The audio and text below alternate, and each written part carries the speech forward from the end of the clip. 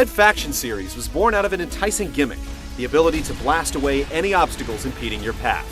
For players who found it odd that a simple door could stop someone armed to the teeth, this innovation felt overdue, however flawed it was in execution. The series is back, with Red Faction Guerrilla, this time set in an open-world sandbox. Does the free-roaming environment give this long-dormant series a new lease on life, or are its gimmicks just as transparent as ever?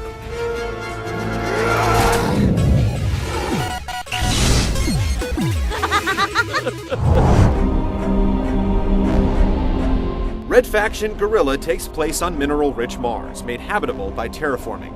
You play as Alec Mason, a stoic miner looking for a fresh start and an honest living on the Red Planet. Shortly after he arrives, of course, he gets his reason to fight. His brother is brutally murdered by agents of the EDF, the planet's bona fide powers that be. They're also running the place like a forced labor colony. The insurgent Red Faction gives him sanctuary and inspires him to take his sledgehammer to the EDF's foundations, both literally and figuratively. He said I was Red Faction. Like it or not, Mason, you are now. Barring a few scant cinematics, Guerrilla's story unfolds mainly via in-game radio. Mason, we need your help. As a result, you barely get a chance to get to know the game's supporting cast. After they're introduced to you, your only contact with them comes when they're barking orders during story missions. As such, when bad things happen to them, it's hard to give a crap. Ditto when they drop momentous revelations on you. The fact that the game lacks any real fleshed-out villains doesn't help either. On the plus side, there's a good chance you won't end up caring much about why you're blowing up everything in sight.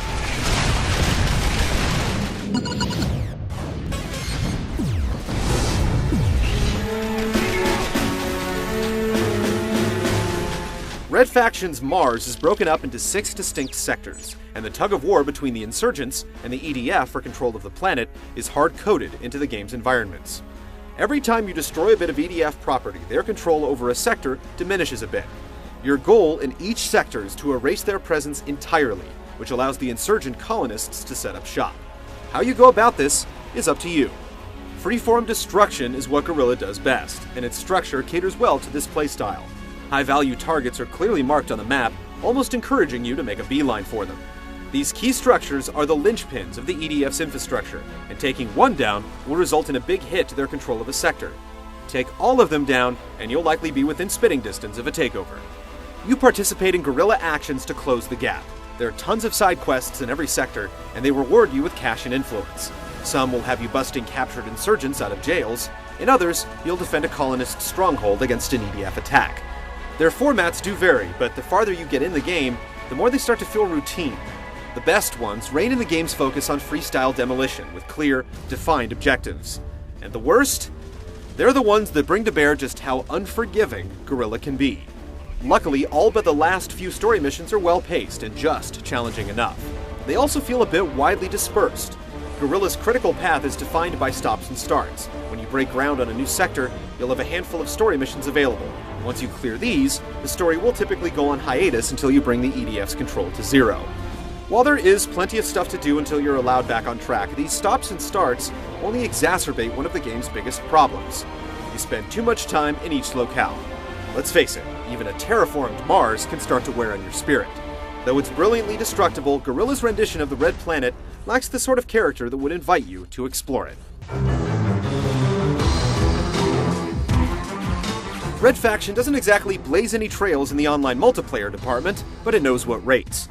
All the standard modes are included, plus a few twists that embrace its characteristic destructive streak. And of course, the newest paradigm of the shooter, leveling up and unlocks. 16-player matches feel about right, with appropriately sized and numerous maps. Customization cements the groundwork. You can tweak every element of your loadout, allowing for some truly wacky experiences. Want to go sledgehammer only, or roll with unlimited thermobaric rockets? Feel free. It may not be balanced, but it's fun. You guys afraid of a hammer? Drop it, smartass. Destruction is always prevalent, but it comes across most in damage control, which plays like your standard King of the Hill mode.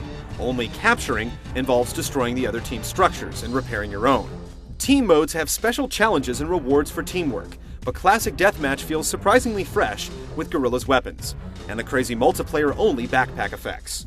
There are no vehicles in the multiplayer game, but this restriction works for the design and helps keep the sledges swinging. There's also a hot seat multiplayer option where it's all about destroying as much as possible, but it's not as engaging as it is in single player. You can't discount Guerrilla's breadth. Its lengthy campaign will take you a good 12 to 15 hours to get through, and there's quite a bit to the multiplayer game. It's just a shame that its world simply is not that memorable. Forget the propaganda. Free Mars is over.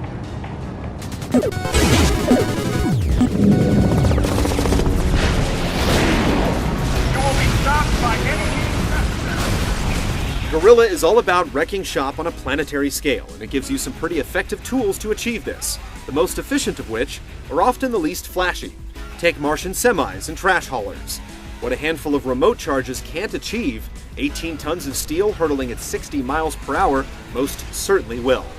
Gas tanks and canisters are also frequently scattered in and around high-value targets, and all it takes is a burst from an assault rifle to set them ablaze. Given how quickly and brutally the EDF responds to your hijinks, you'll need to make the most of your environment to survive. In fact, you'll be lucky to get out of the most heated battles alive. Often to its detriment, Guerrilla imparts the same desperate feeling of one man struggling to rip apart an army at its foundations. You usually have a couple of minutes apiece to work at demolishing an EDF structure before the law arrives, but when it does, the numbers escalate quickly. Before you know it, you're contending with dozens of soldiers, numerous armored transports, and often heavy armor and air support. If they catch you in the clear, you're as good as gone in seconds flat, regardless of whatever armor upgrades you purchased.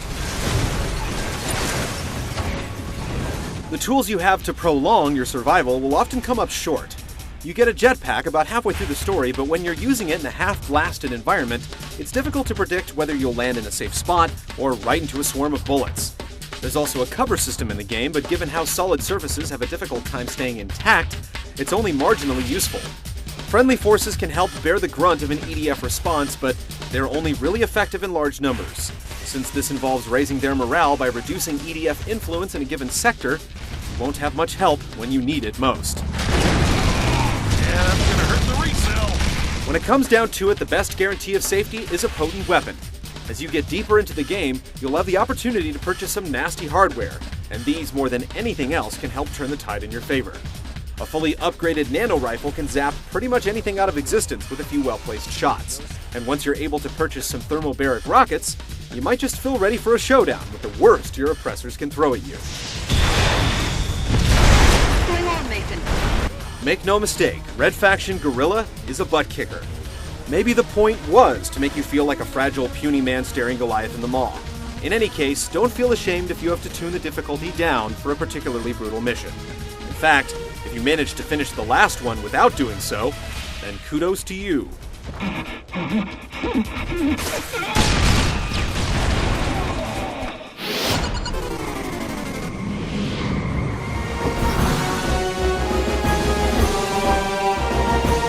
Red Faction Guerrilla succeeds at making Mars feel like a stark, sparsely populated frontier. Despite its lack of character, you'll occasionally spot some lovely vistas off in the distance that will transport you to an otherworldly place. Every now and then the music will contribute to this when the swelling orchestras give way to an eerie ambient track.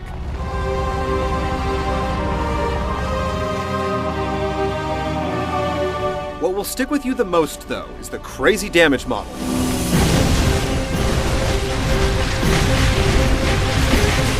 Most of the time it works stupendously. Watching the environment snap, crackle, pop, and collapse like a house of cards feels great. Every now and then, though, you'll witness something quite funky, like a demolished smokestack held upright by a single stubborn strip of plumbing attached to its side. Evidently, even the most comprehensive damage modeling system will show its seams every now and then. It bears repeating, though, Red Faction Guerrilla is all about environmental devastation, and in this area, it's in a class of its own.